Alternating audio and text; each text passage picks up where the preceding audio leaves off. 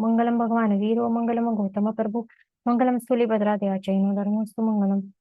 મિથ્યા દૃષ્ટિ ગુણ સ્થાનક તે પહેલું ગુણ સ્થાનક છે અને એમાં કેટલા જીવો રહેલા હોય છે 14 લોકમાં. તો શાસ્ત્રકાર ભગવાન તો કહે છે કે અનંતા. તો એમાં અનંતા જીવોમાં કોણ કોણ આવી જાય? જે એકેન્દ્રિય જીવો જે છે ને એ બધા જ કહેવાય કે બધા એકેન્દ્રિય જીવો તે આ ગુણ સ્થાનકને બિલોંગ કરે છે. એકેન્દ્રિયમાં જ કેટલા બધા આવી જાય. સૂક્ષ્મ 5 સૂક્ષ્મ સ્થાવર બાદર, 5 બાદર સ્થાવર એ બધા પર્યાપ્ત અપર્યાપ્ત બધા એમાં આવી જાય. હવે સૂક્ષ્મ નિગોદના જીવો કે બાદર નિગોદના જીવોમાં જ જીવો એ કેટલા જ હોય છે, અનંત અનંત હોય છે ને. તો એ બધા જ કેટલા બધા એટલે પહેલા એકેન્દ્રિય જીવો છે એ જ અનંતા એમાં આવી જાય છે. તે બધા જ એ ફર્સ્ટ ગુણ સ્થાનકમાં બિલોંગ કરે છે.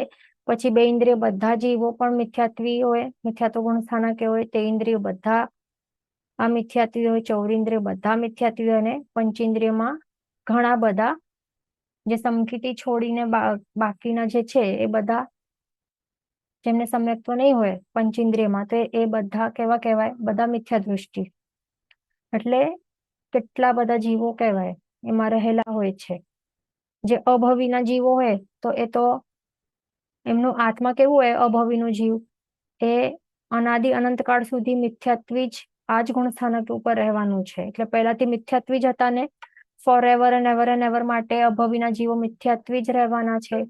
આટલું જ નહીં, જાતિ ભવ્ય જીવો પણ આપણે જોઈએ. જાતિ ભવ્ય જીવો એમના માટે પણ સેમ, જાતિ ભવ્ય જીવો પણ આ જ ગુણ સ્થાનકે રહેશે એવું છે. એમ પણ કહી શકાય કે અવ્યવહાર રાશિ ની સૂક્ષ્મ નિગોદમાં બધા જીવો મિથ્યાત્વ ગુણ સ્થાનકમાં હોય એવું હોય છે. તો આ જે મિથ્યાત્વ એટલે કે શું છે? એમાં મિથ્યાત્વ નું જે ડેફિનેશન કહેવાય એટલે શું? કે પ્રભુએ, સર્વજ્ઞ પ્રભુએ જે બધા જ પદાર્થો તત્વો બતાડ્યા છે ને એ એમનું સ્વરૂપ કેવું બતાવ્યું છે કે જે સ્વરૂપે તે રહેલા છે સાચે, તો એનું સાચું સ્વરૂપ આપણને બતાવ્યું છે. એટલે કે યથાર્થ સ્વરૂપ આપણને બતાવ્યું છે.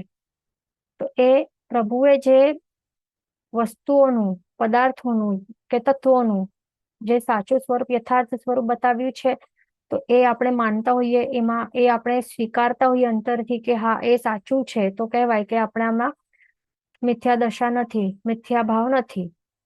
પણ જો એનાથી વિપરીત બુદ્ધિ રહેલી હોય એ પદાર્થો ઉપર, તો કહેવાય કે આપણે મિથ્યાત્વ દશામાં રહેલા છીએ, મિથ્યાત્વ ગુણ સ્થાનકે રહેલા છીએ. એટલે જે પણ તત્વો છે એ એના સ્વરૂપે આપણે સાચા સ્વરૂપે નહીં સ્વીકારીએ, આપણે એક્સેપ્ટન્સ નહીં હોય, સ્વીકારતા નહીં હોઈએ, એનાથી કઈ વિપરીત બુદ્ધિ રાખીએ, વિપરીત દશા, વિપરીત સ્વરૂપે આપણે માનીએ, તો પછી કહેવાય કે આપણે મિથ્યાત્વી છીએ. જેમ કે ફોર એક્ઝામ્પલ આપણે એમ કહી શકીએ કે હવે સમજો કે નવતત્વમાં આપણે આ તત્વ ખ્યાલ છે કે આ પાપ તત્વ છે. તો પાપ તત્વ કેવું કહેવાય? પ્રભુએ કહ્યું છે કે એ હેય છે. એનું સ્વરૂપ કેવું છે? પાપ તત્વનું સ્વરૂપ એ હેય છે, એટલે કે ત્યાગવા યોગ્ય છે. તો આપણે પાપને ત્યાગવા યોગ્ય નહીં માનીએ, હેય નહીં માનીએ, પણ પાપને કરવા જેવું માનીએ. એટલે કે કહેવાય કે આપણે એને જો માનીએ કે એ ઉપાદેય છે, એનું સ્વરૂપ આપણે માનતા હોય કે પાપ, બધું પણ પાપ નહીં, કે સમજો અમુક પાપ પણ કેટલા હોય છે, 18 પાપ સ્થાનકો રહેલા છે. તો એમાં ઘણા બધા પાપ સ્થાનકો આપણને લાગે કે હા નહીં આ તો પાપ છે. જેમ કે ફોર એક્ઝામ્પલ હિંસા છે, તો હિંસા જે વસ્તુ છે ને, જે પહેલું પાપ સ્થાનક છે ને, તો એને તો બધા મોસ્ટલી બધા જ પાપ જ માનતા હોય છે. હિંસાને, જૂઠ છે એને પણ પાપ જ માનતા હોય. પણ અમુક જે છે જેમ કે રાગ છે, તો એને કોઈ પણ પાપ માનતો નથી, ત્યાગવા યોગ્ય માનતો નથી. એને કરવા યોગ્ય માનતા હોઈએ કે નહીં, રાગ તો કરવા જેવું છે. અથવા તો જેમ કે ક્રોધ છે, કે ક્રોધ, માન, માયા, લોભ, આ બધા અમુક પાપો છે ને, પાપ સ્થાનકો, એ બધા ને હેય નહીં લાગે, ત્યાગવા યોગ્ય નહીં લાગે, એને સ્વીકારતા જ નહીં હોય. અંદરથી એમની એવી જ માન્યતા રહેલી કે અરે આ તો કરવા જેવું છે, જો નહીં કરશું તો આ જગતમાં જીવી નહીં શકશું. એવી ઘણા બધાની માન્યતાઓ રહેલી હોય છે. પરિગ્રહ પણ એવું જ છે કે જેને માન્યતા કેવી રહેલી હોય, જનરલ માન્યતા કે જેના પાસે વધારે પરિગ્રહ હશે ને તો એને સન્માન મળે, એનું એક ક્લાસ રહેલું હોય, એને શું કહેવાય કે આ તો પાર્ટી છે, એવી રીતે કે એકદમ શેઠિયા છે, એવી રીતે હોય. એટલા માટે બધાને શું લાગે કે નહીં, પરિગ્રહ તો કરવા જેવું છે. આ બધા શું છે, પાપ છે. તો આપણે પાપ છે જે પ્રભુએ એનું સાચું સ્વરૂપ શું કીધું છે, જેમ કે પરિગ્રહ છે એનું સાચું સ્વરૂપ શું કહ્યું છે કે એ હેય છે, ત્યાગવા યોગ્ય છે. પણ આપણે પરિગ્રહને આપણે હેય સ્વરૂપે નથી સ્વીકારતા, પણ આપણે એને કરવા જેવું સ્વરૂપે, આપણે ઉપાદેય સ્વરૂપે આપણે સ્વીકારી રહ્યા છે અંદરથી. નહીં, આ ઘર, આટલા તો ઘર જોઈએ, આટલી દુકાનો, આટલા જમીન, આટલા પૈસા, આટલા કપડા, એ તો એનું પરિગ્રહ તો હોવું જ જોઈએ. પરિગ્રહ નહીં હશે તો પછી શું લાગશે બધાને કે આ તો ગરીબ છે, એના પાસે કઈ છે જ નહીં, આ તો કેવા છે, ગામડા છે, કે એમનું ક્લાસ નથી, કોઈ ઉભો નહીં રાખશે સોસાયટીમાં કે સોશિયલ સર્કલમાં, કોઈ ઉભો નહીં રાખશે, સમાજમાં ઉભો નહીં રાખશે. બધા એવી નજરે તે જોશે કે આ તો ગરીબ છે. તો એવું મેન્ટાલિટી રહેલી હોય આપણી, અને પાપને, જે આ પરિગ્રહનું પાપ છે એને આપણે ઉપાદેય સ્વરૂપે આપણે માનતા હોઈએ, તો કહેવાય કે આપણે શું, જે સાચું સ્વરૂપ છે, આ તત્વનું સાચું સ્વરૂપ છે એ હેય છે, તો એને યથાર્થ સ્વરૂપે આપણે સ્વીકારી નથી રહ્યા, પણ આપણી વિપરીત બુદ્ધિ રહેલી છે. આના વિશે, પરિગ્રહના વિશે આપણે વિપરીત બુદ્ધિ રહેલી છે. વિપરીત બુદ્ધિ એટલે એનાથી ઓપોઝિટ. હેય નું ઓપોઝિટ છે ઉપાદેય, એટલે કે જે ત્યાગવા યોગ્ય લાગે છે, જોઈએ પરિગ્રહ, તો એ આપણને કરવા જેવું લાગે છે, ઉપાદેય સ્વરૂપે આપણે સ્વીકારી રહ્યા છે અંદરથી. એટલે સિમ્પલ ક્લિયર કટ કહેવાય કે આપણે, આપણામાં સમ્યક્ત્વ નથી, અને આપણે પહેલા ગુણ સ્થાનકે મિથ્યા દૃષ્ટિ ગુણ સ્થાનકે રહેલા છીએ. તો એવી રીતે આપણે આ એક્ઝામ્પલ જોયું. બીજું આપણે એમ જોઈએ તો આપણે વ્યવહાર દૃષ્ટિ આપણે જોઈએ ને, આ તો આ જે છે આ તાત્વિક દૃષ્ટિથી આપણે જોયું, હમણાં જે આપણે એક્ઝામ્પલ જોયું ને, તો આ તાત્વિક દૃષ્ટિ કહેવાય ને. જે પ્રભુએ બતાવેલા જે તત્વો છે, પદાર્થો છે, એને એ જ સ્વરૂપે સ્વીકારવું, એ તાત્વિક દૃષ્ટિથી કહેવાય કે એ મિથ્યા દશા નથી. અને જો એના વિપરીત બુદ્ધિએ સ્વીકારીએ તો કહેવાય કે મિથ્યાત્વ કહેવાય છે. તો એ તાત્વિક દૃષ્ટિથી એવું કહેવાય, એ ખાસ ધ્યાન રાખવાનું. અને બીજું જે અહીંયા વ્યવહાર દૃષ્ટિથી જે કહેતા હોય છે, તો જે પણ આ કુદેવ કુરુ કુધર્મ ને આપણે ધર્મ બુદ્ધિથી આરાધીએ કે માનીએ, અને સુદેવ સુગુરુ સુધર્મને આપણે નહીં માનીએ, તો કહેવાય કે મિથ્યા દૃષ્ટિ જીવ છે. એટલે કે શું, કે જે પણ કુદેવ કુગુરુ કુધર્મમાં કોણ આવે છે, એવા જે પણ દેવો હોય કે જે હજી સુધી સંસારમાં એ શરીરીપણામાં ભ્રમણ કરી રહ્યા છે, હજી એમનું મોક્ષ નથી થયું, તો એવા જે પણ જીવો હોય છે, તો એવા જીવોને આપણે ભગવાન તરીકે માનીએ, અને એમણે તારક બુદ્ધિથી આપણે એમને માનતા હોઈએ કે આ મને બધું આપશે, સુખ સંપત્તિ આપશે, દુઃખ દારિદ્ર દૂર કરશે, મોક્ષ આપશે, એક્સેટ્રા. તો આવી બુદ્ધિથી આપણે કોઈ એવા જીવોને ભગવાન તરીકે માનીએ, હજી સુધી મોક્ષ જેમણે પ્રગટ નથી થયું, અથવા તો હજી સુધી કેવળ જ્ઞાની નથી, તો એવા જે તત્વો છે એમને આપણે દેવ તરીકે, સુદેવ તરીકે માનીએ, તો કહેવાય કે આપણે મિથ્યાત્વ દશામાં રહેલા છીએ.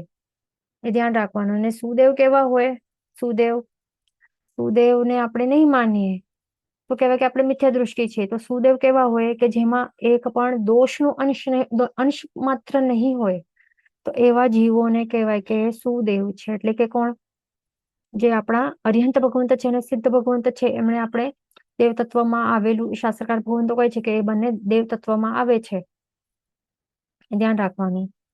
તો એ કેવા હોય છે, એમનામાં દોષ માત્ર પણ એનું અંશ પણ નહીં હોય, આંશિક પણ દોષ નહીં હોય. અરિહંત ભગવાન કહેવાય 18 દોષથી મુક્ત કહેવાય છે. સિદ્ધ ભગવંત કહેવાય છે કે બધા સર્વ કર્મ રહિત કહેવાય છે. તો આવી અવસ્થામાં જે આવી જાય તો એમને કહેવાય કે સુદેવ છે. અને એમના પાસે કેવલ જ્ઞાન રહેલું હોય છે, અનંત જ્ઞાન રહેલું હોય છે, એનાથી એ બધું જાણે છે અને જોવે છે, અને જે જેવું છે એવું બતાવ્યું છે. એટલે કે જે પદાર્થ એમને કેવલ જ્ઞાન દ્વારા આપણને અહીંયા શું બતાવ્યું છે, બધા જ જીવો અજીવ આદિ પદાર્થો, બધા જ નવતત્વો, બધા જીવ અને જગત અને સંસાર, બધા તત્વો પદાર્થો, ષડ દ્રવ્ય, બધા જ આપણે જે જેવું છે ને એનું યથાર્થ સ્વરૂપ આપણે એમણે જોઈને, પોતે કેવલ જ્ઞાનથી જોઈને આપણને એક્ઝેક્ટલી સેમ બતાવ્યું છે, જેવું છે તેવું. તો આવા સુદેવને આપણે નહીં માનીએ, એમના ઉપર શ્રદ્ધા નહીં હોય, તો કહેવાય મિથ્યા ભાવ રહેલું છે આપણામાં. અને કોઈ કુદેવને આપણે માનીએ જે કેવલ જ્ઞાની નથી, અને એવા કોઈ દેવને આપણે માનીએ કે તે તે તે આપણને તારશે, કે જે એ કહે છે એ બધું સત્ય છે. તો એવું આપણે માનીએ ને કે કોઈ જે કેવલ જ્ઞાની નથી, તો એના બુદ્ધિથી જે પણ એ શું કહેવાય કે પ્રરૂપણા કરે, તો એને આપણે સાચું માનીએ, અને એ તારક બનશે, એટલે આપણા આત્મા માટે એ તારક તત્વ છે, એવી રીતે માનશું તો કહેવાય છે કે તો આપણામાં મિથ્યા ભાવ રહેલું છે, આવા કુદેવ ઉપર શ્રદ્ધા હોય તો. પછી છે કુગુરુ અને સુગુરુ. તો હવે કુગુરુ કેવા કહેવાય કે જે પંચ મહાવ્રતધારી નહીં હોય, જે પંચ મહાવ્રત એમણે સ્વીકાર્યું નહીં હોય, અને જે પ્રભુ છે સર્વજ્ઞ, એક મિનિટ, જે કહેવાય છે કે કુગુરુ કોને કહેવાય કે જે સર્વજ્ઞ જે પણ ભાષિત જે પ્રરૂપણા કરેલી છે તો એને માને નહીં, અર્યંત પરમાત્માને પોતાના સ્વામી તરીકે માને નહીં, તો એવા જે જીવો હોય છે એ કહેવાય કે કુગુરુ કહેવાય. અને પ્લસ તેમનો ઉપદેશ પણ કેવું હોય, એમાં બધું જ જે પણ પ્રભુએ બતાવ્યું છે એના અનુરૂપે નહીં હોય, એટલે કે જે જેવું છે એ તત્વો એનું સાચો સ્વરૂપ એ તેઓ બતાડે નહીં, પણ વિપરીત સ્વરૂપે બતાડે. અમુક તત્વો કંઈક ના કંઈક તો એ વિપરીત સ્વરૂપે બતાડે, તો એટલા માટે એને કુગુરુ કહેવાય. પ્લસ પંચ મહાવ્રતધારી પણ નહીં હોય તેઓ, અને પ્રભુને સર્વજ્ઞ અર્યંત ભગવાનને તેઓ સ્વામી તરીકે સ્વીકારતા નહીં હોય, એવાને આપણે જો શું માનીએ, એમને સારા માનીએ અને વંદન કરવા યોગ્ય માનીએ, સાંભળવા યોગ્ય માનીએ, એમના પાસે જઈએ, એમની સેવા વૈયાવચ વગેરે કરીએ, ગુરુ તરીકે સ્વીકારીએ, તો કહેવાય કે આપણામાં શું છે, મિથ્યાત્વ ભાવ રહેલું છે, મિથ્યા દશા રહેલી છે. અને જે સુગુરુ હોય એ કેવા હોય, પંચ મહાવ્રતધારી હોય છે, જે જીન વચન વગેરે એ જાણતા હોય છે, પ્રભુની આજ્ઞાઓનું પાલન કરતા હોય છે, અને જો નહીં પણ કરી શકે હમણાંના કાળમાં, તો પણ એટલીસ્ટ એમનો જે માન્યતા કેવી રહેલી હોય કે તો આ તો પાડવા જેવું જ છે, જીન વચન બધી પ્રભુની બધી આજ્ઞાઓ પાડવા જેવી જ છે, એવું એ એકદમ દ્રઢતાથી માનતા હોય છે. જે અરિહંત ભગવાન છે, સર્વજ્ઞ અરિહંત ભગવંત, એમને શું પોતાના સ્વામી તરીકે એમણે સ્વીકાર્યા હોય, અને જે પણ ઉપદેશ વગેરે વચન આપે તો એ બધું જીન વચન સાપેક્ષ હોય, તો એમને જ સુગુરુ તરીકે માનવા જોઈએ. અને જો એમને આપણે સુગુરુ તરીકે માનીએ એવા જે હોય, તો એ કહેવાય કે આપણામાં મિથ્યા દશા નથી. પણ જો કુગુરુને આપણે પોતાના ગુરુ તરીકે માનીએ તો કહેવાય કે આપણે મિથ્યાત્વ દશામાં છીએ. પછી કુધર્મ અને સુધર્મની વાત આવે છે. તો કુધર્મ કોને કહેવાય કે જે પણ અધર્મને ધર્મ માને, જે અધર્મ હોય ને એને કુધર્મ કહેવાય. એ ધ્યાન રાખવાનું. અધર્મ એટલે કે શું, જેમાં આ બધા જે પણ પાપસ્થાનકો છે ને આપણામાં, જે પ્રભુએ જે પણ નહીં, એમ પણ કહી શકાય કે પણ જે પણ કેવલી ભાષિત કે સર્વજ્ઞ અર્યંત ભાષિત પ્રરૂપિત જે પણ વચનો હોય છે ને, તો એને નહીં માનનારો, એને અનુસારનારો નહીં હોય, એનું અનુસરણ કરનારો નહીં હોય, તો એવું ધર્મને કુધર્મ કહેવાય. એ આપણે જો આવા અધર્મને આપણે ધર્મ તરીકે માનીએ તો એ કહેવાય કે કુધર્મને આપણે માનીએ છીએ, અને એની એવી આરાધના આપણે કરીએ, એ ધર્મ બુદ્ધિ આપણે આરાધના કરીએ કે માનીએ, તો કહેવાય કે આપણામાં મિથ્યા ભાવ રહેલું છે, મિથ્યાત્વ દશા રહેલી છે. અને સુધર્મ એટલે કે શું, કે જીનેશ્વર ભગવંત પ્રરૂપિત જે પણ ધર્મ છે, કે એમના વચન સાપેક્ષ જે પણ ધર્મ છે, એમની જીન આજ્ઞા છે, બધું ધર્મ, આપણો ધર્મ શું છે, એ જીન આજ્ઞા, એ જ આપણું ધર્મ છે. તો એ બધું સુધર્મ કહેવાય. કેવલી ભાષિત જે પણ પ્રરૂપિત જે પણ છે, તો એ બધું સુધર્મ કહેવાય. દ્વાદશાંગી છે, એમાં જે પણ બતાવેલું છે, અથવા તો પ્રભુએ જે કરવા જેવું કહ્યું છે અને ન કરવા અમુક વસ્તુ કઈ છે તો એ બધું ધર્મ કહેવાય. એટલે ઇન શોર્ટ પ્રભુની જે આજ્ઞા છે એ બધું ધર્મ છે, સુધર્મ છે. તો આ એને આપણે જો ધર્મ બુદ્ધિથી સ્વીકારીએ, આરાધીએ, માનીએ તો કહેવાય કે આપણે હા સુધર્મને માની રહ્યા છીએ અને આપણામાં મિથ્યા ભાવ રહેલું નથી. તો એવી રીતે આપણે આ તાત્વિક દૃષ્ટિથી પણ આપણે જોયું અને વ્યવહારિક દૃષ્ટિથી પણ આપણે જોયું કે શું હોય છે, મિથ્યાત્વ શું હોય છે, ધ્યાન રાખવાનું. અને સિમ્પલ એક વાત ધ્યાન રાખવાનું કે મિથ્યાત્વનું ઓપોઝિટ શું છે? સમ્યક્ત્વ. જો મિથ્યાત્વ નહીં હોય તો કહેવાય કે જીવમાં સમ્યક્ત્વ ગુણ પ્રગટ થશે, એટલે થયું છે. અને જો સમ્યક્ત્વ હોય તો કહેવાય કે મિથ્યા ભાવ બિલકુલ પણ નથી, ઓપોઝિટ વસ્તુઓ છે. બરાબર, ધ્યાન રાખવાનું. જ્યાર સુધી મિથ્યાત્વ ગુણસ્થાનકે રહેલું હોય ને જીવ, તો દેટ મીન્સ એક સિમ્પલ ધ્યાન રાખવાનું કે એનું મિનિંગ શું હોય છે કે જીવને મિથ્યાત્વ મોહનીય કર્મનું ઉદય રહેલું છે. એટલા જ માટે કહેવાય છે કે જીવ મિથ્યાત્વ ગુણસ્થાનકે રહેલું છે. અને બીજું પોઈન્ટ, મિથ્યાત્વ મોહનીય કર્મનું ઉદય રહેલું હોય ને તો સાથે સાથે અવશ્ય એનું બંધ પણ ચાલુ હોય. એટલે કે એનું ઉદય ચાલુ છે હમણાં, સાથે સાથે શું થાય કે નવા નવા મિથ્યાત્વ મોહનીય કર્મોના બંધ, નવા નવા મિથ્યાત્વ મોહનીય કર્મોના બંધ એ આત્મા ઉપર થતા જાય છે સાથે સાથે. એવું હોય છે આ, એવું મિથ્યાત્વ મોહનીય કર્મ હોય છે કે એ શું કરે છે, આત્માને જેમ કે મદિરા પીધેલો માણસ સાચા ખોટાનું વિવેક ન હોય ને એને, અને ગટર પણ સારી લાગે. જે ગટર હોય છે એ બેસવા યોગ્ય નથી પણ એને બેસવા યોગ્ય લાગે છે. તો બસ મિથ્યાત્વ મોહનીય કર્મનું એવું જ છે, એનું સ્વભાવ એવું જ છે. જે ત્યાગવા યોગ્ય છે, ફોર એક્ઝામ્પલ પાપ ત્યાગવા યોગ્ય છે, એ આવા મિથ્યાત્વી જીવોને એ સારા લાગે, એ કરવા જેવા લાગે. પરિગ્રહ ત્યાગવા જેવું છે પણ મિથ્યાત્વી જીવોને પરિગ્રહ કરવા જેવું લાગશે. ક્રોધ ત્યાગવા જેવું પ્રભુએ કહ્યું છે, તો મિથ્યાત્વી જીવોને ક્રોધ આદરવા જેવો કે કરવા જેવો લાગશે. તો આવું છે મિથ્યાત્વ મોહનીય કર્મનો સ્વભાવ, કે જીવને શું આખો જેમ કે મદિરા પીધેલો છે ને કઈ સમજ નથી ને સાચા ખોટાની, એવું બનાવી દે, એવી એની માન્યતા કરાવી દે છે. એટલે ડાયરેક્ટ એ ઘાત કોના ઉપર કરે છે? આ મિથ્યાત્વ ડાયરેક્ટ જીવના માન્યતા ઉપર ઘાત કરે છે. આ માન્યતા ઉપર ઘાત કરે કે એમ કહી શકાય કે એનું જે દૃષ્ટિ છે ને, દૃષ્ટિ ઉપર ઘાત કરે છે. એટલે કે દૃષ્ટિ એટલે કે સાચી દૃષ્ટિ, સાચી દૃષ્ટિ હોય છે એના પર ઘાત કરે છે ડાયરેક્ટ. એટલે એ સાચો શું છે શું નથી, એટલે આંખોની વાત નથી અહીંયા. સાચી દૃષ્ટિ એટલે અહીંયા કઈ આંખોની વાત નથી આવતી, એટલે કઈ અંધપણું નથી આવતું, એ વાત નથી અહીંયા. સાચી દૃષ્ટિ એટલે કે આ તાત્વિક વસ્તુ સમજવા જેવી છે. આ જેમ કે સમ્યક્ત્વ અને સમ્યક દર્શન કહેવાય છે. શું કહેવાય છે? આ સમ્યક્ત્વને શું કહેવાય છે? સમ્યક દર્શન. એટલે કે શું? સાચું દર્શન એટલે કે દૃષ્ટિ, એટલે કે સાચી દૃષ્ટિ જેને હોય તો કહેવાય કે એનામાં સમ્યક દર્શન ગુણ છે. એટલે બધા આ જીવ અજીવ આદિ પદાર્થો છે એ સાચી દૃષ્ટિથી એના સાચા સ્વરૂપને જોઈ શકે છે, સમકિતી જીવ. ઓકે, એટલે અહીંયા આંખોની વાત નથી, આંખ વાળા કે અંધા એમની વાત અહીંયા નથી. આ ખાસ સમજવા જેવી વસ્તુ છે. ઓકે, અહીંયા એટલે ગડબડ નહીં કરવાની.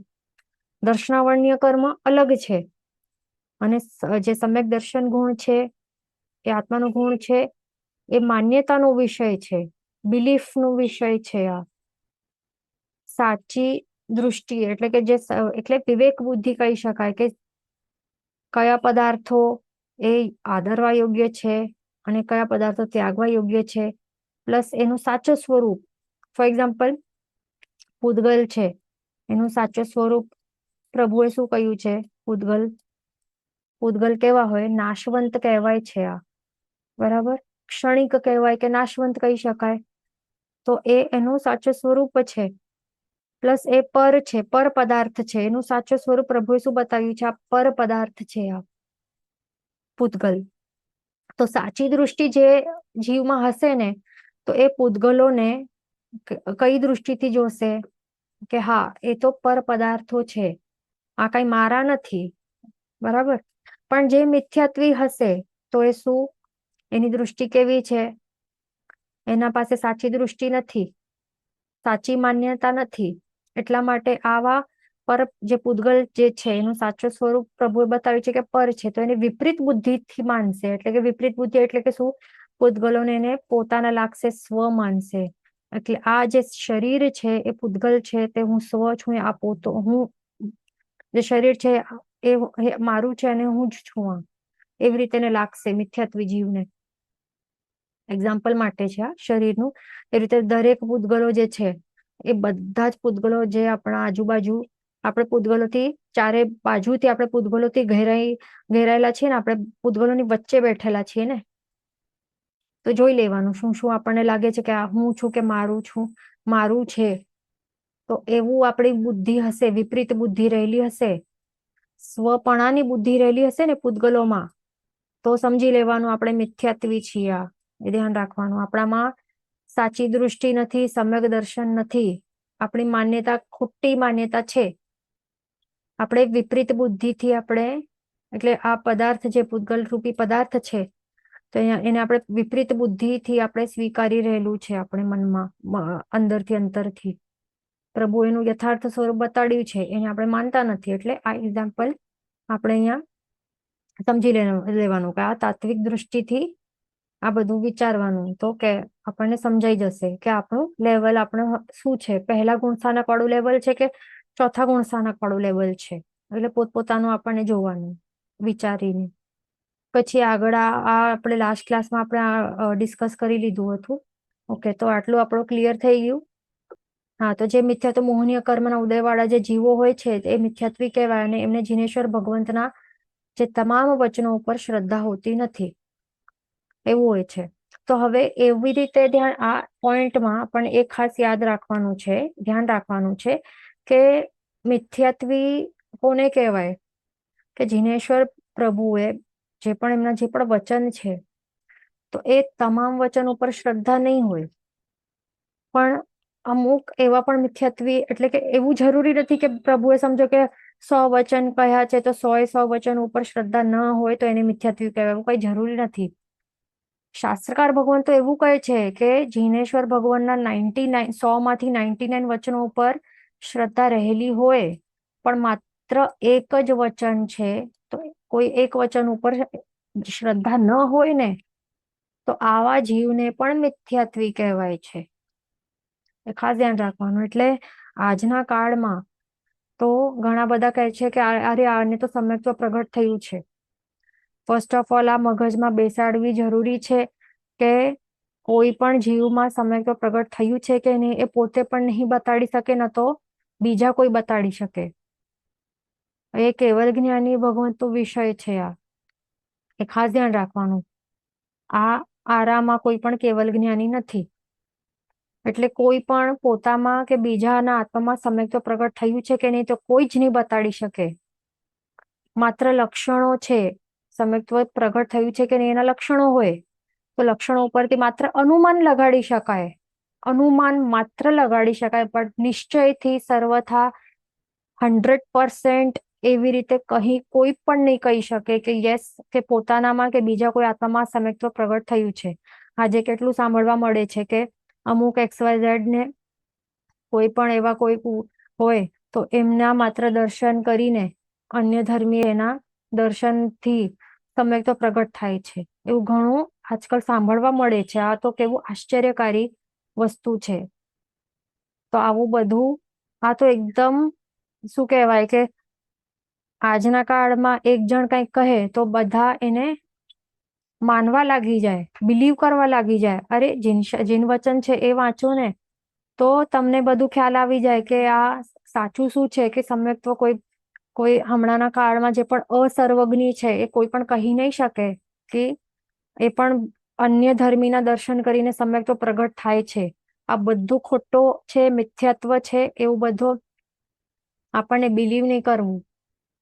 પ્રભુના દર્શનથી સમ્યક્ત્વ પ્રગટ થાય છે એના ઉપર આપણને શ્રદ્ધા નથી, પણ બીજા અન્ય ધર્મીના દર્શનથી સમ્યક્ત્વ પ્રગટ થાય છે. વળી એમને એમના દર્શન કરવા કેટલા સંભળાય છે કે સાધુ સાધ્વીજી આપણા જૈન પણ જાય છે, તો એ કેટલી શરમનાક વાત કહેવાય. તો એ બધું આપણાથી કરાય નહીં. આ બધું ખૂબ વિચારવા જેવું છે. ગૌતમ સ્વામી ભગવાન ખબર છે ને, એ પહેલા કોણ હતા? એમના પાસે ઘણી બધી વિદ્યા વગેરે હતી, ઘણું બધું નોલેજ હતું, હવન વગેરે કરતા હતા. છતાં પણ દેવતાઓ પણ એમનું દર્શન કરવા માટે ગયા નહીં હતા ત્યાં. બધા ક્યાં ગયા? સમવસરણમાં મહાવીર સ્વામી ભગવાન પાસે. તો ગૌતમ સ્વામી પાસે વંદન કરવા માટે બધા ક્યારે ગયા? કે જ્યારે તેઓએ મહાવીર સ્વામી પ્રભુના શિષ્ય બન્યા ત્યારે પછી, એટલે ઇન્દ્રભૂતિ હતા ત્યારે કોઈ પણ એમના પાસે દેવતા પણ નહીં ગયા, કોઈ નહીં ગયા. પણ જ્યારે તેઓ શિષ્ય બન્યા, મહાવીર સ્વામી ભગવાનના શિષ્ય બન્યા, એટલે ઇન્દ્રભૂતિ જ્યારે ગૌતમ સ્વામી ભગવાન ગણધર ભગવાન બન્યા, મહાવીર ભગવાનના શિષ્ય બન્યા, તો ત્યારે પછી એમનો વંદન કરવા માટે ગયા બધા દેવતાઓ કે બધા જે પણ જીવો છે, એવું હોય છે. અને પછી એમના હાથેથી દીક્ષા પામીને કેવલ્યાન બધાને પ્રગટ થયું હતું. એટલે એ ખાસ ધ્યાન રાખવાનું. ઘણા જણા એમનું એક્ઝામ્પલ આપીને પછી કહેતા હોય કે એ પણ અન્ય ધર્મી હતા એટલા, અને વળી એ જ ગૌતમ સ્વામી બન્યા. પણ એ એમનું જે પણ કહેવાય કે એમનું વંદન વગેરે કે એમના હાથેથી કેવલ્યાન એ બધું જે પણ છે પ્રભાવે ક્યારે વધ્યું? જ્યારે તેઓ જૈન દીક્ષા સ્વીકારીને શિષ્ય બન્યા મહાવીર સ્વામી ભગવાનના, બરાબર, ત્યારે એમનું આ જે છે ને પ્રભાવ ને મહત્વ ત્યારે વધ્યું. એનાથી પહેલા નહીં હતું. ઇન્દ્રભૂતિ ગૌતમના હાથથી શિષ્ય એમને કેવલ્યાન પ્રગટ નહીં થયું હતું. તો આજના કાળમાં ઘણું સાંભળવા મળે છે કે અન્ય ધર્મીઓ પાસે જઈને દર્શનથી શું થાય છે? સમ્યક તો પ્રગટ થઈ જાય છે. આ બધા કઈ, આ બધી ખોટી મિથ્યા માન્યતાઓ વાતો છે, બધા રૂમર્સ આપણને બિલીવ બિલકુલ નહીં કરવા. એ ખાસ ધ્યાન રાખવાનું. માત્ર અરિહંત ભગવંતનું દર્શન કરવા માત્રથી સમ્યક દર્શન પ્રાપ્ત થાય છે. સુદેવ, સુગુરુ, સુધર્મ આ ત્રણેયની આરાધનાથી સમ્યક દર્શન પ્રાપ્ત થાય છે. આ એ ખાસ ધ્યાન રાખવાનું. આપણને લાગે એની સાંભળીને વાણી કે અરે 99 વસ્તુ તો જીન વચન ના સાપેક્ષ છે, આ તો બધું સારું સારું કહે છે, અરે વાહ આ તો સરસ છે. પણ આપણને શું ખબર એક પણ વસ્તુ એ જીન વચન વિપરીત હશે તો આપણા પાસે આપણે પોતે આટલા જ્ઞાની નથી, ન તો આટલી વિવેક દૃષ્ટિ વિવેક બુદ્ધિ હશે કે આપણે એટલું પરીક્ષણ કરી શકીએ. આપણે તો માત્ર બધા જે કહે એવી રીતે બિલીવ કરી લઈએ ને બીજાનું, પોતાની જાતે આપણે પરીક્ષણ નહીં કરીએ. એટલે એ ખાસ ધ્યાન રાખવાનું આ વાત. ઓકે, તો આટલું આપણે આ ક્લિયર જોઈ લીધું. હવે બીજું શું છે? સાસ્વાદન ગુણ સ્થાનક. અને બીજું એ પણ ધ્યાન રાખવાનું કે સમ્યક દર્શન એવું છે આ ગુણ કે જો ઉપશમ સમ્યક તો પ્રગટ થાય ને તો જીવને માત્ર એક અંતર મુહૂર્ત સુધી જોઈએ. અને એક અંતર મુહૂર્ત પછી જો આપણે અધ્યવસાયો નહીં ટકાવીને નહીં રાખી શક્યા તો જીવ નીચેના ગુણ સ્થાનકમાં પહેલા ગુણ સ્થાનક ઉપર પડી જ જાય છે. તો એવી રીતે કોણ કહી શકે છે કે અરે આ આત્મામાં સમ્યક દર્શન ગુણ છે, એવું નિશ્ચયથી કેવી રીતે કોઈ પણ કહી શકે છે કે અમુક XYZ આત્મામાં સમ્યક દર્શન ગુણ પ્રગટ થઈ ગયું છે આ ને તે? તો એવું નહીં હોય. જો શૈક્ષણિક સમ્યક્ત્વ હોય તો એ પણ આપણે નહીં કહી શકીએ કે નિશ્ચયથી કે 100% કોઈ પણ અસર્વજ્ઞ જેના પાસે કેવલ્યાન પ્રગટ નથી થયું તો એ કોઈ પણ નહીં કહી શકે કે સમ્યક દર્શન ગુણ કોઈના પણ આત્મામાં કે પોતાના પણ આત્મામાં પ્રગટ થયું છે. માત્ર લક્ષણોથી અનુમાન લગાડી શકાશે પણ નિશ્ચયથી બિલકુલ નહીં કહી શકે. એટલે જે પણ રૂમર્સમાં આપણને બિલીવ નહીં કરવું. જેને વચન છે એના ઉપર આપણને બિલીવ રાખવું, ટ્રસ્ટ રાખવું, તો જ આપણામાં સમ્યક દર્શન પ્રગટ થશે, નહીં તો નહીં. હવે બીજું છે સાસ્વાદન ગુણ સ્થાનક. તો હવે અહીંયા સાસ્વાદન ગુણ સ્થાનકમાં શું કહે છે કે આ સાસ્વાદન એટલે સ પ્લસ આસ્વાદન સહિત વાળું છે આ ગુણ સ્થાનક. એટલે કોનું આસ્વાદન સહિતનું છે? આ સમ્યક્ત્વનું આસ્વાદન સહિત વાળું છે આ ગુણ સ્થાનક. એટલે કે જે સમ્યક્ત્વનું માત્ર એક ટેસ્ટ રહી જાય, એની અનુભૂતિ માત્ર રહી જાય, પણ જીવ નીચે પડી રહ્યો છે, જીવ સમ્યક્ત્વનું વમન કરી રહ્યો છે. વમન એટલે કે ઉલટી કરી રહ્યો છે. એટલે કે શું? એના આત્મામાં જે સમ્યક દર્શન ગુણ પ્રગટ થયેલું હતું ઓલરેડી, તો એનું આવરણ થઈ રહ્યો છે. એ ગુણનું શું આવરણ થઈ રહ્યો છે, પ્રોસેસમાં છે. તો આવું અવસ્થાવાળા જીવને કહેવાય કે આ બીજા ગુણ સ્થાનકે આવ્યો છે, આ સાસ્વાદન ગુણ સ્થાનકે આવ્યો છે. એટલે દેટ મીન્સ સિમ્પલ છે કે જીવ પહેલા શું ફોર્થ ગુણ સ્થાનકે રહેલો હતો, ઓલરેડી સમ્યક દર્શન ગુણ પ્રગટ થયેલો હતો. અને એ પણ કયો, જે ઉપશમ સમ્યક દર્શન છે, એ ઉપશમ સમ્યક દર્શન ગુણ એનો પ્રગટ થયેલો છે હમણાં. અને આ ઉપશમ સમ્યક દર્શન કેટલું, એક અંતર મુહૂર્ત જેટલું જ છે. અહીંયા આ વાળી મિસ્ટેક છે. આટલું આપણે જોઈ લીધું છે પહેલાના ક્લાસમાં, તો આટલું આપણને ક્રોસ કરી લેવાનું. અહીંયા બરાબર છે. અહીંયા ઓકે, અહીંયા થોડુંક એડ કરવું પડશે, પણ અહીંયા સમજી લઈએ આપણે કે શું છે કે જે એક અંતર મુહૂર્ત કાળનું જે ઉપશમ સમ્યક્ત્વ છે, તો એ એક અંતર મુહૂર્તનો કાળ પૂરો થવા આવશે તો એનાથી પહેલા જ છેલ્લું જ્યારે કેટલું એક સમયથી કરીને 6 આવલિકાનું જેટલું આ સમય આટલું બાકી હશે ને, તો એટલા સમયની અંદર જો જે અનંતાનુબંધી 4 કષાય છે તેમાંથી કોઈ એકનું પણ ઉદય જો થઈ જાય ને, તો શું થાય છે કે જીવ હવે ઉપશમ સમ્યક્ત્વને વમી નાખશે. એટલે કે આ એક અંતર મુહૂર્ત કાળને ઉપશમ અધ્ધા કહેવાય છે, ઉપશમ સમ્યક્ત્વનું કાળ કહેવાય છે. એટલે જીવ અહીંયા ચોથા ગુણ સ્થાનકે રહેલો છે. પણ અંતિમ અમુક જે એક સમયથી કરીને 6 આવલિકા સુધીના સમયમાં કહેવાય છે કે જીવ હવે શું આ અનંતાનુબંધી કષાયના ઉદયના કારણે હવે એ બીજા ગુણ સ્થાનકે અહીંયા જ આવી જશે.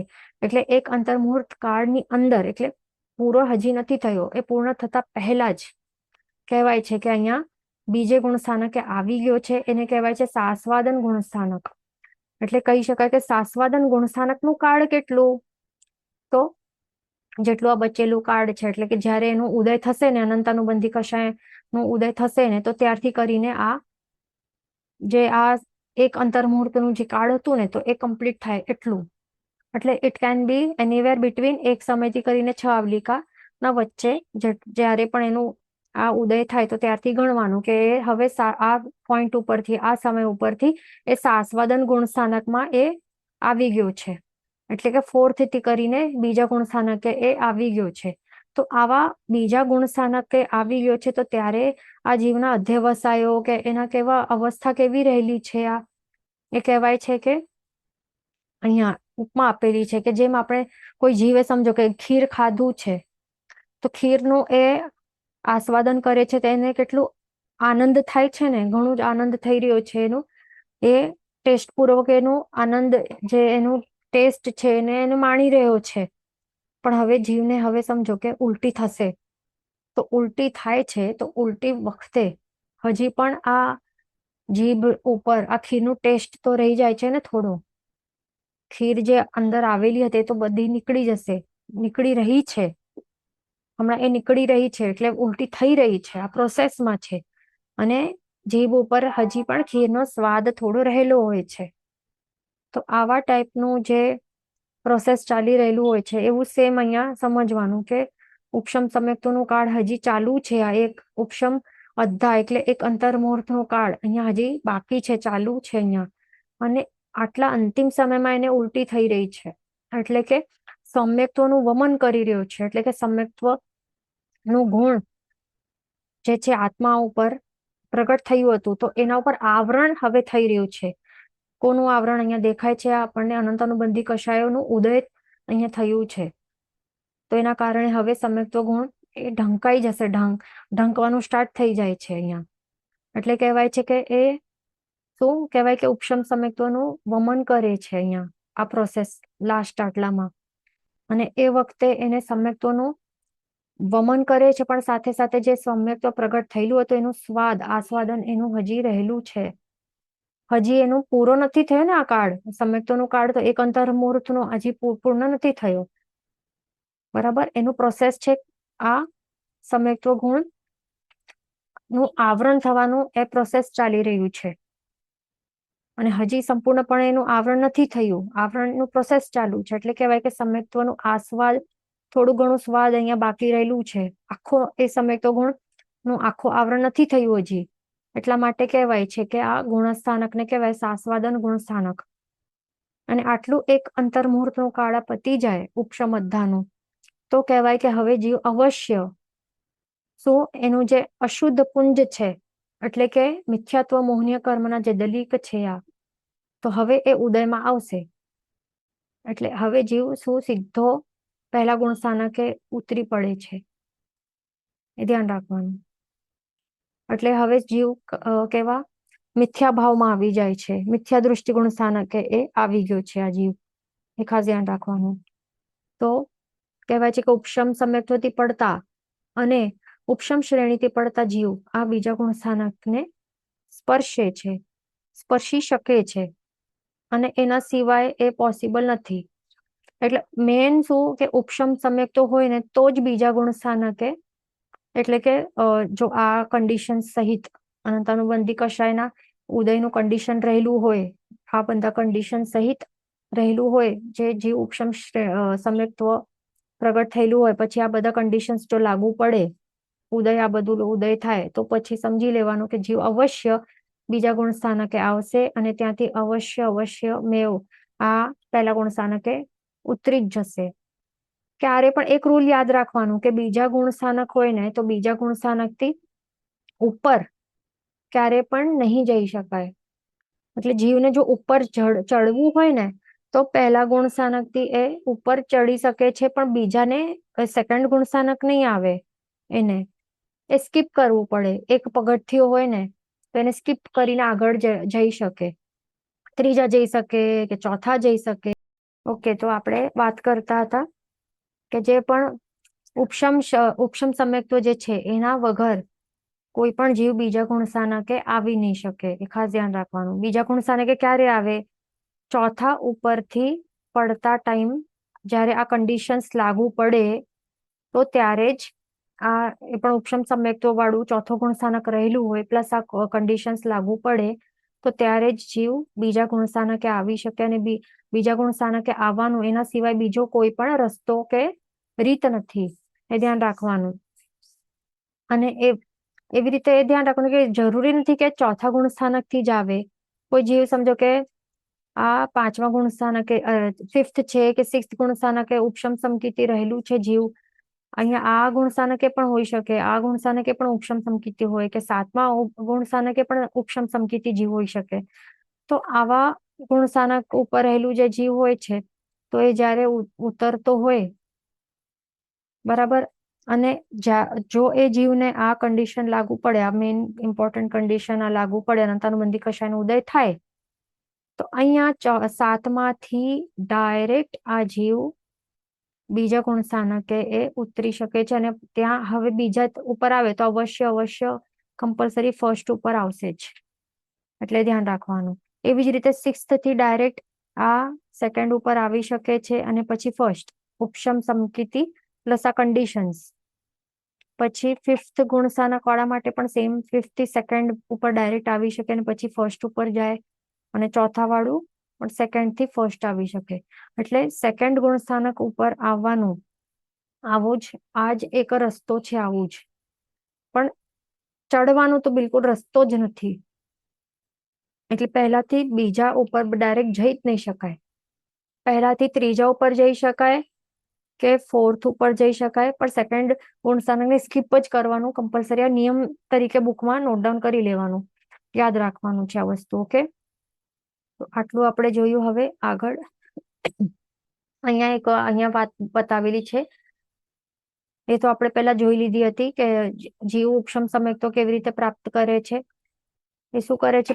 પહેલા ગુણ સ્થાનક મિથ્યા દૃષ્ટિ ગુણ સ્થાનક ઉપર રહેલું હોય તો ત્યારે એ શું કરે છે? યથાપ્રવૃત્તકરણ કરે છે ઘણી વખત. પછી એક વખત જયારે સક્સેસફુલ થાય છે ને, તો એને કહેવાય ચરમ યથાપ્રવૃત્તકરણ. એવા યથાપ્રવૃત્તકરણ જીવે ઘણી વખત કરી છે, પણ જયારે સક્સેસફુલ થાય છે ફાઇનલી, એટલે કે ગ્રંથિ દેશે આવશે અને ગ્રંથિ ભેદ કરશે, તો ત્યારે એવું એને કહેવાય ચરમ યથાપ્રવૃત્તકરણ. અને ગ્રંથિ ભેદ કરીને રાગ દ્વેષની તીવ્ર ગાંઠને એનું ભેદન કરીને તોડીને એ હવે અપૂર્વકરણ કરશે, જે પહેલા પૂર્વે ક્યારે નથી કર્યું એવું કરણ કરશે, અનિવૃત્તિકરણ કરશે. અને અનિવૃત્તિકરણ એટલે જે હવે એ સમ્યક્ત ગુણ એ પ્રગટ કર્યા વગર હવે એ પાછો તો ફરશે જ નહીં, એવું છે. અનિવૃત્તિકરણ અને અંતરકરણ કરશે એટલે કે ગાબડો નાખશે, એટલે કે એક અંતર મુહૂર્ત કાળનો ઉપશમદ્ધા ક્રિએટ કરશે, એટલે મિથ્યાત્વ મોહનીય કર્મ દલિકો થી રહિત એવું એક અંતર મુહૂર્તનું આ એક સ્પેસ બનાવશે, એમ્પ્ટી સ્પેસ. કેવી રીતે? આ દલિકોને આગળ કે પાછળ એવી રીતે એ નાખતો નાખતો આટલી જગ્યાને ખાલી કરશે. એક અંતર્મુહૂર્ત જેટલું કાળ એને ઉપશમ અધ્ધા કહેવાય. અને આ કાળમાં જયારે એનું એટલે આ સ્ટાર્ટ થાય તો કહેવાય જીવને હવે એક અંતર્મુહૂર્ત માટે ઉપશમ સમ્યક્ત ગુણ પ્રગટ થયો છે. બરાબર, આટલું આપણે આ પહેલા પણ જોયું હતું. અને અંતર જે આગળ આપણે આ બીજું બધું ભણ્યું તે, અને અહીંયા આપણે જે કહ્યું કે આમાં તો એડિશન કે કરેક્શન કરી લેવાનું, નહીં તો ક્રોસ કરી લેવાનું, આટલું વસ્તુને ધ્યાન રાખવાનું. પછી આગળ આપણે ચાલીએ ત્રીજા ગુણ સ્થાનકે. ત્રીજો ગુણ સ્થાનક છે મિશ્ર દૃષ્ટિ ગુણ સ્થાનક. મિશ્ર એટલે કે શું? મિક્સ, બે વસ્તુઓ સાથે. એટલે આ દ્રષ્ટિ કેવી છે એની? મિશ્ર દૃષ્ટિ વાળો છે, એટલે કે મિક્સ દૃષ્ટિ વાળો છે. એટલે કોઈ ન તો સાચી દ્રષ્ટિ ન તો ખોટી દ્રષ્ટિ, એટલે મિક્સ છે એમાં. એટલે કેવી રીતે? એ જીવને જીન વચન ઉપર રુચિ નહીં હોય, શ્રદ્ધા નહીં હોય, અને અશ્રદ્ધા કે અરુચિ પણ નહીં હોય. તો જીનેશ્વર ભગવાનના વચનો ઉપર શ્રદ્ધા રુચિ પણ નહીં હોય, અને અશ્રદ્ધા અરુચિ પણ નહીં હોય. તો એના માટે શાસ્ત્રકાર ભગવાન તો એક એક્ઝામ્પલ બતાડે છે. કોકોનટ દ્વીપ છે, નારિયેલ દ્વીપ કહેવાય છે. તો એ દ્વીપ છે એટલે કે આઈલેન્ડ છે. આ હવે કાલ્પનિક વસ્તુ છે, એ ધ્યાન રાખવાનું. શું છે? કલ્પના કરવાની છે. એવું કઈ સાચે એવું નથી. ઓકે, કાલ્પનિક વસ્તુ છે આ, જે એક્ઝામ્પલ અહીંયા બતાવે છે શાસ્ત્રકાર ભગવાન તે શું? નારિયેલ દ્વીપ છે એટલે કે કોકોનટ આઈલેન્ડ, એમાં કોકોનટ ટ્રીઝ રહેલા છે. બરાબર, એટલે કે વનસ્પતિ ટાઈપ હોય ને, તો એમાં વનસ્પતિના નામે માત્ર શું છે? કોકોનટ ટ્રીઝ જ છે માત્ર અહીંયા. દેટ્સ ઇટ, એ જ છે અહીંયા. અને આ દ્વીપ એકદમ અલગ છે. આજુબાજુ બીજો કોઈ દૂર દૂર સુધી દ્વીપ નથી કે અહીંયાથી જઈને બીજે ક્યાંક જઈ શકાય, એવું કઈ નથી. એટલે ઘણું મહેનત કરવું પડે, ઘણું દિવસો ટ્રાવેલ કરે તો ક્યાંક પહોંચી શકે. એવું એટલા માટે કોઈ જતા નથી, અહીંયા જ રહેલા છે જે પણ જીવો છે ને. અને આજુબાજુ શું છે? અહીંયા સમુદ્ર છે. આ આઈલેન્ડ છે ને એટલે સમુદ્ર છે. તો આવું કોકોનટ દ્વીપ છે, એના ઉપર રહેલા જે માણસો છે, તો એ ખાવા માટે શું વાપરે? પછી ખાવામાં વપરાશ બીજો કોઈ ફ્રૂટ્સ નથી ઉગતા, ન તો વેજીટેબલ્સ ઉગે છે. વનસ્પતિના નામે શું છે? ખાવા લાયક વસ્તુ માત્ર અહીંયા કોકોનટ છે, નારિયેલ છે. તો આ ખાવા માટે કોકોનટ નું નારિયેલ એટલે ટોપરું છે એ ખાવાનું, અને પીવા માટે એનું પાણી પીવાનું. તો આવા જીવો જે છે, તો એને આપણે જઈને પૂછીએ, આપણે એને સમકે અહીંયા આપણે ગયા અને આપણે એને પૂછીએ કે અરે, રસગુલ્લાનું ટેસ્ટ કેવું લાગે તને? રસગુલ્લો જોયું છે? કેવું હોય? કે પાણીપુરી કેવી હોય? કે રોટલી કેવી હોય? કે આ ભીંડી દૂધીનું શાક વાપર્યું છે ક્યારે? કેવું લાગે ટેસ્ટ? તો શું આ જીવો એ બતાવી શકે, એક્સપ્લેન કરી શકે? તો એ નહીં બતાડી શકે. એને ખબર જ નથી ને. આપણે એને પૂછીએ કે તને ગમે કે નહીં રસગુલ્લા, ગુલાબજામુન, તો એ કહે કે આ શું છે? એને ખબર જ નથી. ગુલાબજામુન નામનું પદાર્થ ને સાંભળ્યું છે, ને જોયું છે, ને ટેસ્ટ કર્યું છે, એના સપનામાં પણ નથી આવ્યું. તો પછી આવા જીવને આપણે પૂછીએ કે આ ગુલાબજામુન તને ભાવે કે નહીં ભાવે? તો એ શું, એનો આન્સર શું હોય? કે મને તો ન તો ભાવે છે, ન તો એટલે મને ભાવતું પણ એવું નથી કે મને ભાવે છે, અને એવું પણ નથી કે મને નથી ભાવતું. રીઝન કારણ કે એને ખબર જ નથી, આ જોયું જ નથી.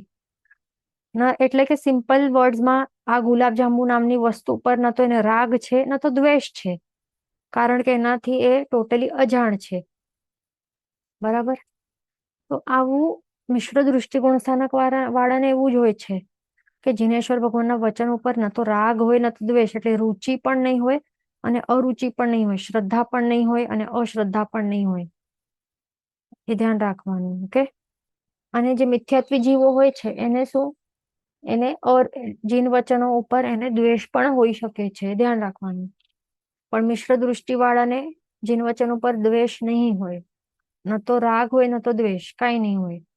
તો એવું છે આ. એટલા જ માટે આ ત્રીજો ગુણસાનક થઈ ગયું ને. પહેલા ગુણસાનક થી ઊંચો કહેવાય, બરાબર. પહેલા ગુણસાનકના લેવલથી મિશ્ર દૃષ્ટિને ઊંચો કહેવાય. આ કારણ કે આ તાત્વિક રીતે આપણે કહીએ ટેકનિકલી, તો ટેકનિકલી આ કેવું પુંજ છે? આ અર્ધ શુદ્ધ પુંજ છે. કેવું પુંજ છે આ?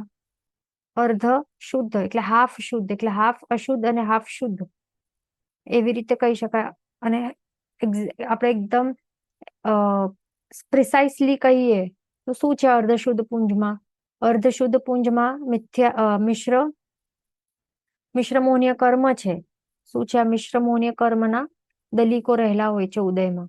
ઓકે, તો મિશ્ર મોહનીય કર્મ આ કેવું કર્મ છે? આ તો મિશ્ર મોહનીય કર્મ કહેવાય છે કે આ ટેકનિકલી જોઈએ ને તો આ મિથ્યાત્વ મોહનીય કર્મનું જ એ જ છે. ફરક શું છે? આ મિથ્યાત્વ મોહનીય અને મિશ્ર મોહનીયમાં ફરક શું છે? શા માટે આ થર્ડ લેવલ ઉપર છે?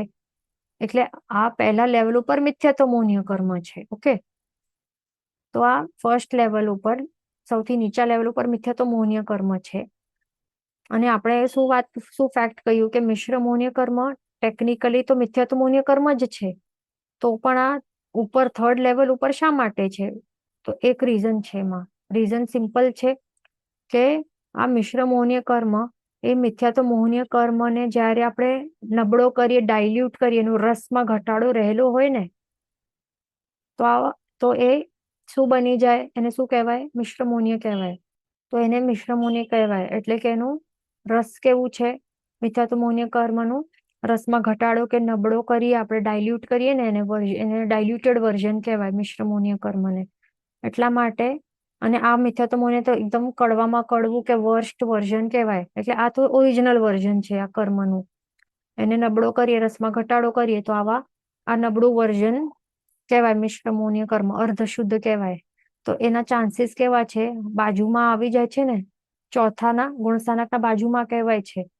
એટલે આવા જીવને દેખાય છે કે ભલે શ્રદ્ધા તો નથી, પણ અશ્રદ્ધા અને અરુચિ પણ નથી ને, જીન વચન ઉપર દ્વેષભાવ પણ નથી રહેલું.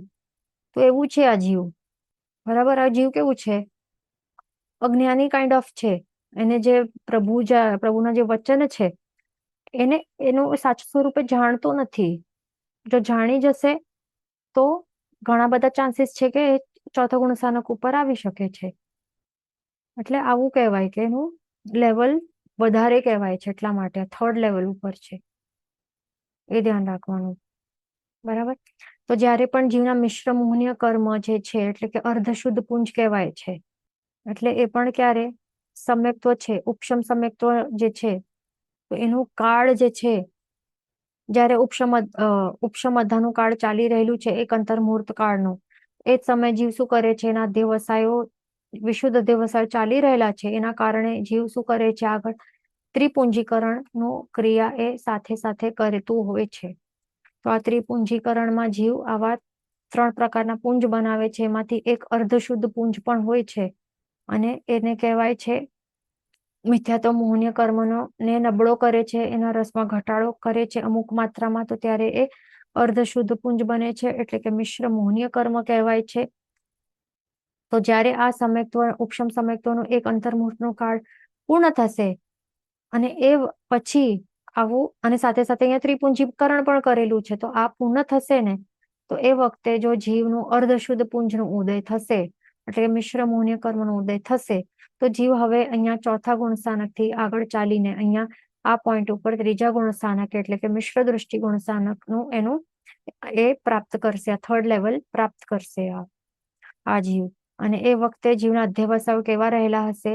આવા કે જેનું વચન ઉપર ન તો શ્રદ્ધા છે, ન તો અશ્રદ્ધા છે. એ ધ્યાન રાખવાનું. અહીંયા ક્વેશ્ચન છે કે person falling from fourth comes to third, can also come to second and then first, or after third will he come to first? એવું ક્વેશ્ચન છે આ. તો જીવ જે છે ને એ ફોર્થ થી થર્ડ ગુણસ્થાનક ઉપર જો આવે, અને પછી એના બાદ જો હવે જીવનું જે વિશુદ્ધિ જે છે રહેલી હોય છે, તો એ વિશુદ્ધિમાં વધારો રહેલો હશે, તો જે ચોથા ગુણ સ્થાનકે રહેલું એટલે ત્રીજા ગુણ સ્થાનક થી ઉપર ચોથા ગુણ સ્થાનક પણ આવી શકે છે. અથવા તો એ જો એનું જો વિશુદ્ધિમાં હીનતા આવે ને, તો પછી એ ડાયરેક્ટ ત્રીજાથી એ પહેલા ગુણ સ્થાનકે એ ઉતરી શકે છે. બરાબર. અને ત્યારે એ બીજા ગુણ સ્થાનકે નહીં આવે. પણ બીજા ગુણ સ્થાનકે આવવાનું જે આપણે કન્ડિશન જોયું તે શું છે? ઉપશમ સમ્યક્ત્વ એક કન્ડિશન, સેકન્ડ કન્ડિશન, અનંત અનુબંધી કષાયોનું જયારે ઉદય થાય તો એ જીવ બીજા ગુણ સ્થાનકે ત્રીજાથી બીજામાં આવી શકે, અથવા તો ચોથાથી બીજામાં આવી શકે. ધ્યાન રાખવાનું. ઓકે. તો અહીંયા આપણે આટલું જોયું. હવે અહીંયા શું કહે છે કે આ ત્રીજા ગુણ સ્થાનકે અંતર્મુહૂર્તનો કાળ રહ્યા પછી, એટલે આ ત્રીજા ગુણ સ્થાનકે અંતર્મુહૂર્તનો કાળ રહ્યા પછી જો શુદ્ધ પુંજ સમ્યક્ત્વ મોહનીય કર્મનો ઉદય થાય, એટલે અહીંયા એક વાત આપણને ધ્યાન રાખવાનું, એક પોઈન્ટ અહીંયા એડ કરી લેવાનું કે આ સામે મિશ્ર દૃષ્ટિ ગુણ સ્થાનકનું કાળ કેટલું છે, એટલે કોઈ પણ જીવ આ ગુણ સ્થાનક સુધી કેટલા ટાઈમ સુધી રહી શકે છે. આ તે છે એક અંતર્મુહૂર્ત કાળ. એ પોઈન્ટ એડ કરી લેવાનું. ઓકે. તો આ ત્રીજા ગુણ સ્થાનકનું કાળ છે, એક અંતર્મુહૂર્તનું કાળ છે.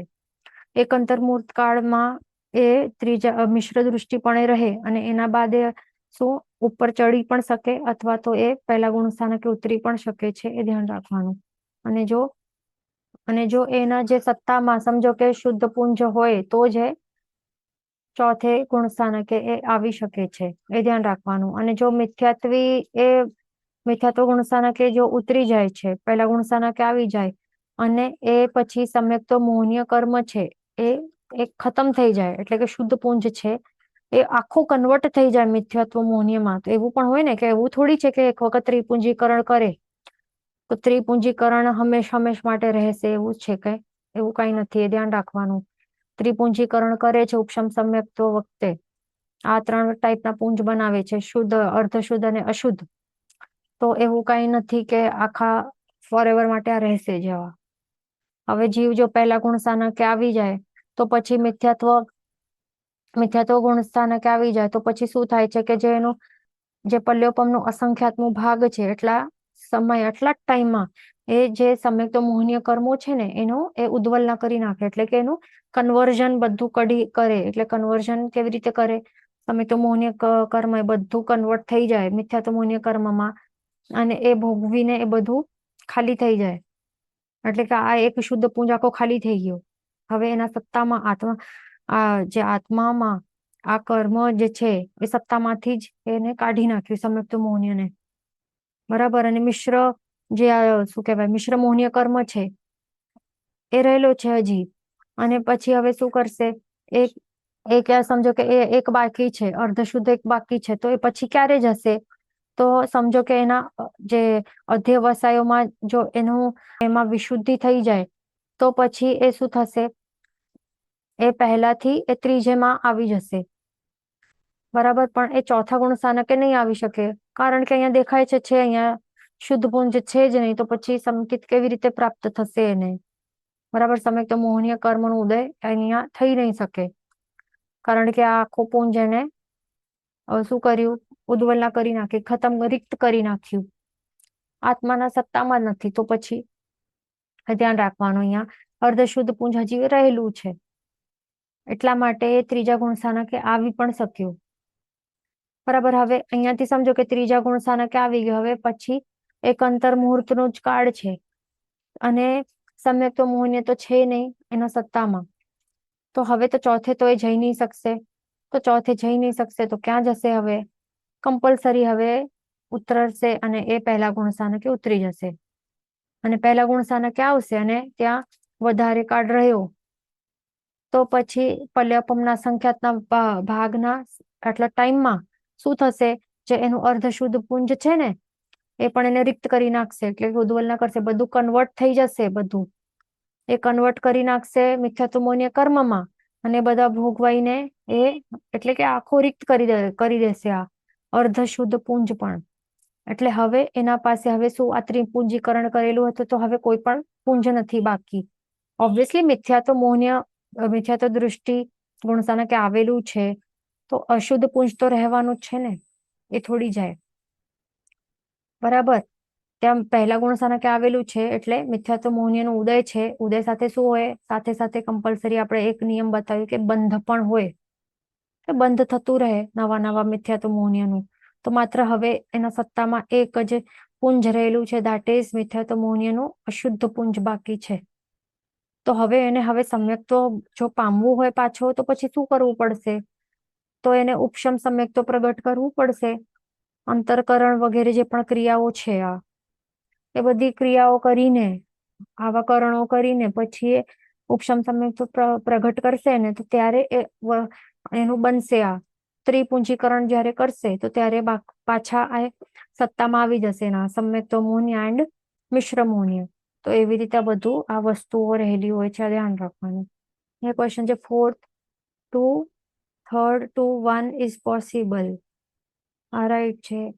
અને 1 to 3rd to 4th is possible, તો આ પણ પોસિબલ છે. આ ધ્યાન રાખવાનું. ઓકે. આ ગુણ સ્થાનકે અંતર્મુહૂર્તનો કાળ રહ્યા પછી જો શુદ્ધ પુંજ સમ્યક્તો મોહનીય કર્મનો ઉદય થાય તો પછી જીવ તો પાછો પર ચોથા ગુણ સ્થાનકે ચડી શકે છે. એટલે ત્રીજાથી ચોથા ગુણ સ્થાનકે જીવ આવી શકે જો શુદ્ધ પુંજનો ઉદય થાય. અને જો અશુદ્ધ પુંજનો ઉદય થાય તો જીવ પહેલા ગુણ સ્થાનકે ચાલ્યો જાય છે. એટલે 3rd to 1st ઉતરી જાય છે. ખાસ ધ્યાન રાખવાનું. ઓકે. અને સાથે સાથે આવી રીતે પણ થઈ શકે છે કે 1 3 1 એવી રીતે પણ થઈ શકે છે. પહેલાથી ત્રીજા આવ્યો, ત્રીજાથી પહેલા આવ્યો, અથવા તો 4 ચોથાથી ત્રીજા આવ્યો અને પાછો એ ચડી ગયો ઉપર. જો એના શુદ્ધ પુંજ હજી રહેલું હોય તો પછી ચોથા ઉપર પણ આવી શકે, પણ પોસિબલ છે. એ ધ્યાન રાખવાનું. અહીંયા ક્વેશ્ચન છે 1st to 3rd to 4th is possible other than first time. જો પહેલા ગુણ સ્થાનકે ફર્સ્ટ ગુણ સ્થાનકે જીવ રહેલું છે તો એના પાસે પછી શું રહેલું હોય છે? જો સમજો કે એના પાસે સમ્યક્ત્વ અને મિશ્ર મોહનીય એ બંને પુંજ જો રહેલા હોય તો પછી ત્યાંથી એ ત્રીજા ગુણ સ્થાનકે જઈ શકે છે. એના યોગ્ય અધ્યવસાય આવે તો એ ત્રીજા ગુણ સ્થાનકે આવી શકે છે. અને ત્યાંથી જો વિશુદ્ધિ જો બધી અધ્યવસાયની તો એ ચોથા ગુણ સ્થાનકે એ આવી શકે છે.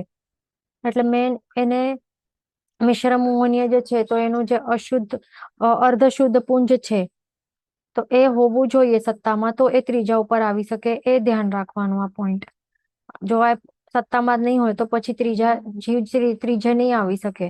જીવ પહેલાથી સીધો 4th ઉપર જાય. ધ્યાન રાખવાનું. ઉપશમ સમ્યક્તો કેવી રીતે પહેલાથી ચોથા જાય ડાયરેક્ટ 1st to 4th.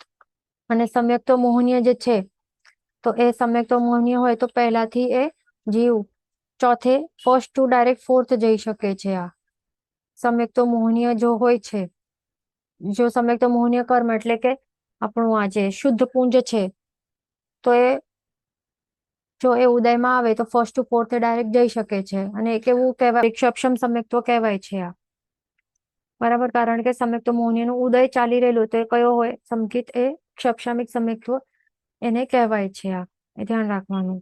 આવું ક્વેશ્ચન છે how many times it can be possible any of these possibilities is there any limitations to it. એટલે ક્વેશ્ચન છે કે કેટલી વખત આવું બધું થઈ શકે છે? ગુણસ્થાનક ચડવાનું ઉતરવાનું, કોઈ પણ આવા અલગ અલગ ટાઈપના પોસિબિલિટીઝ. તો એમાં કઈ એવું લિમિટેશન છે કે એવું ક્વેશ્ચન છે?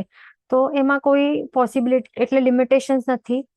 માત્ર એ હોવું જોઈએ એક જ વસ્તુ કે સત્તા છે તો સત્તામાં એ પુંજ હોવા જોઈએ. એટલે એક ધ્યાન રાખવાનું એક વસ્તુ કે આપણા સત્તામાં મિથ્યાત્વ મોહનીયનું સત્તા તો હંમેશા રહેવાની જ છે. જે અશુદ્ધ પુંજ હોય ને તો એ તો રહેવાનું છે. ક્યાર સુધી? ક્ષાયિક સમ્યક્ત્વી જીવ ક્ષાયિક સમકીર્તિ નહીં બને ને, એટલે કે દર્શન સપ્તકનું સંપૂર્ણ ક્ષય નહીં થાય ને, તો ત્યાર સુધી જે અશુદ્ધ પુંજ એટલે કે મિથ્યાત્વ મોહનીય જે કર્મ છે એ હંમેશ માટે રહેવાનું છે. જ્યાર સુધી જીવ ક્ષાયિક સમકીર્તિ નથી બનતો ત્યાર સુધી એ હંમેશ માટે રહેવાનું છે. એ ધ્યાન રાખવાનું. અથવા તો ક્ષાયિક સમકીર્તિ બનવાની શરૂઆત નહીં કરે તો ત્યાર સુધી એ જીવ ને આ અશુદ્ધ પુંજ સત્તામાં રહેવાનું છે. એ ધ્યાન રાખવાનું. તો હવે જે બાકીના જે બે પુંજ છે, એક અર્ધશુદ્ધ અને બીજું છે શુદ્ધ પુંજ એટલે કે સમ્યક્ત અને મિશ્ર મોહનીય કર્મ. તો આ તો બંધમાં નહીં હોય, આપણને ખ્યાલ છે આ બંધમાં નહીં હોય, આ માત્ર ઉદયમાં હોઈ શકે છે, ઉદય ઉદીરણામાં હોય, પણ બંધમાં નહીં હોય. કારણ કે આવા ટાઈપના કર્મોનું બંધ જ નહીં હોય. બંધ શેનું હોય? માત્ર મિથ્યા તો મોહનીયનું જ બંધ હોય. આ બંનેને ક્રિએટ કરવું પડે જીવને. અને ક્યારે ક્રિએટ કરે? બસ એક જ ઉપશમ સમ્યક્ત્વ હોય તો ત્યારે આ ત્રિપુંજીકરણ દ્વારા જ ક્રિએટ કરી શકે છે. એટલે કે આપણને જીવને જો આ ત્રીજા ગુણ સ્થાનકે જવું હોય અથવા તો ચોથા ગુણ સ્થાનકે પણ એટલે ક્ષમિક સમ્યક્ત્વ, જો આ બંને ગુણ સ્થાનકે એને આવવું હોય તો પછી એના સત્તામાં મિશ્ર મોહનીય અને સંકિત મોહનીય કર્મો ત્રિપુંજીકરણ દ્વારા એ બનાવેલા હોવા જોઈએ સત્તામાં, તો જે જઈ શકે. બસ એ જ છે કન્ડિશન એક. નહીં તો પછી એને શું કરવું પડે? અંતરકરણ વગેરે જે કરણો દ્વારા ઉપશમ સમ્યક્ત્વ પ્રગટ કરવું પડે. અને ત્રિપુંજીકરણ કરે તો ત્યારે પછી એ પહેલાથી ડાયરેક્ટ ફોર્થમાં જઈ શકે છે ઉપશમ સમ્યક્ત્વ દ્વારા. એ ધ્યાન રાખવાનું આપણને. અને બીજું એ પણ યાદ રાખવાનું કે જો જે 3 પુંજો જે છે એ ક્રિએટ કરે છે અને એ જે બીજા ગુણ સ્થાનક, સોરી પહેલું ગુણ સ્થાનક, એટલે અહીંયા ત્રિપુંજીકરણ કરીને એ જો જીવ ચોથા ગુણ સ્થાનકથી એ ડાયરેક્ટ ફર્સ્ટ ગુણ સ્થાનકે પડી ગયો, અથવા તો એ કોઈ પણ સમજો કે બીજે ગુણ સ્થાનકથી એ સમજો કે એ પહેલા ગુણ સ્થાનકે નીચે પહેલા ગુણ સ્થાનકે આવી ગયો, કોઈ પણ રીતે સમજો કે કોઈ પણ રીતે ચોથા અથવા તો બીજા ગુણ સ્થાનકથી પહેલા ગુણ સ્થાનકે એ તો આવી ગયો મેન. અને પછી અહીંયા જે પણ પલ્યોપમનો જે અસંખ્યાતમો ભાગ જે જેટલું જે ટાઈમ છે ને, તો એ જે પલ્યોપમનો અસંખ્યાતમો ભાગ જેટલું ટાઈમ છે તો એ ત્યાં સુધી ત્યાં જ જો રહ્યો, પહેલા ગુણ સ્થાનકે જ રહ્યો, તો પછી શું થાય છે? જે એના જે બાકીના જે પુંજ છે સમ્યક્ત્વ મોહનીય કર્મ, એ સત્તામાંથી રિક્ત થાય છે, એની ઉદ્વલના થાય છે, એટલે કે કન્વર્ઝન થાય છે ઇન્ટુ મિથ્યાત્વ મોહનીય કર્મ. અને જે શુદ્ધ પુંજ છે એ નીકળી જાય છે, રિક્ત થઈ જાય છે. અને એના બાદ જે મિશ્ર મોહનીય કર્મ છે, હજી પણ એક પલ્યોપમનો અસંખ્યાતમો ભાગ જેટલું એ હજી ત્યાં પહેલા ગુણ સ્થાનકે બેઠેલો છે ને, તો પછી એનું અર્ધશુદ્ધ, એટલે કે અર્ધશુદ્ધ પુંજ પણ એ શું થાય? એ પણ નીકળી જાય પછી. તો પછી શું થાય? હવે પછી એના પુંજો જ નથી બીજા કોઈ, તો એટલે એ પહેલા, એટલે પાછું એના પછી ત્રિપુંજીકરણ, પછી ઉપશમ સમ્યક્ત્વ પ્રાપ્તિ કરીને ત્રિપુંજીકરણ એને કરવું પડશે. એ ધ્યાન રાખવાનું. એટલે જો એ જીવને ઉપર જો ચડવું હોય ને, તો પછી પલ્યોપમના અસંખ્યાતમાં ભાગમાં જ એને પછી એનાથી પહેલા જ એને ઉપર જો અધેવસા શુદ્ધ થાય તો પછી અધેવસાની વિશુદ્ધિ થતા થાય ને એનાથી પહેલા જ, તો પછી એ ઉપર ચડી શકે. નહીં તો પછી એના એ બાકીના 2 પુંજ પણ રિક્ત થઈ જશે. આ ધ્યાન રાખવાનું. અહીંયા ક્વેશ્ચન છે કે and it is possible that Jeev can stay for as short as Antarmuhurt at first, third, or fourth, and then back to any of first, third, fourth, as far as those prakritis are in satta. Right. હા, તો આ right છે. હા, બરાબર વાત છે. Okay, અહીંયા આપણો સમય થવા આવ્યું છે. તો નેક્સ્ટ ક્લાસમાં કન્ટિન્યુ કરશું. જીન વચન વિરુદ્ધ બોલાય તો મિચ્છામિ દુક્કડમ. સર્વમંગલ માંગલ્યમ સર્વકલ્યાણ કારણમ પ્રધાન સર્વધર્માણમ જન્મ જયતિ શાસનમ. પ્રણામ.